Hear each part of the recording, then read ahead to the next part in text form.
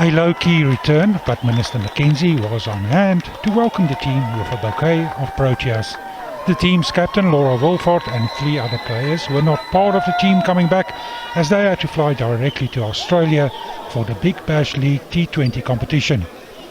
The Proteas women have performed extremely well in the tournament in spite of losing in the final, and Minister Mckenzie wants to make sure that they and all other women in sport get rewarded for it.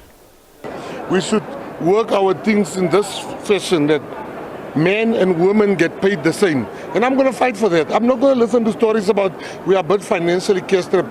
There's never a right time to do the right thing. And the right thing to do is now. And the right thing to do. And I'm going to pressurize sporting codes. And I've been meeting with cricket. And I mean my Department of Sport, Arts and Culture has been giving money for this particular team to be developed. And you see what happened.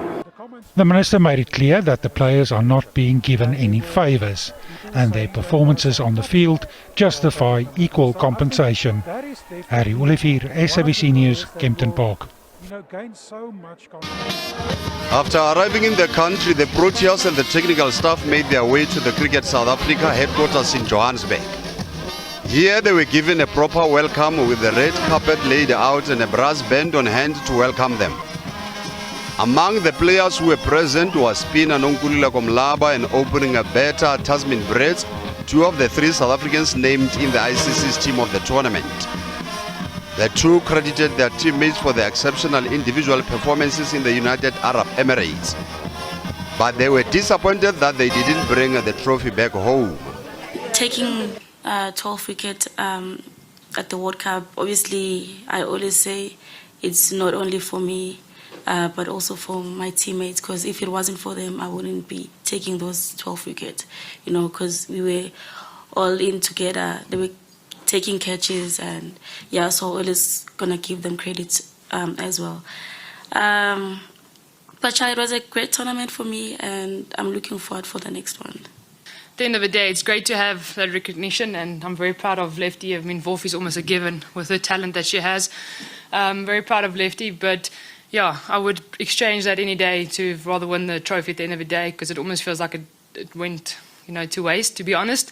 Meanwhile, the CSA said it would do a review and address areas that need to be improved so that the team can go on better and win the title at next year's ICC Women's World Cup. The Proteas have finished runners-up at the last 2 events.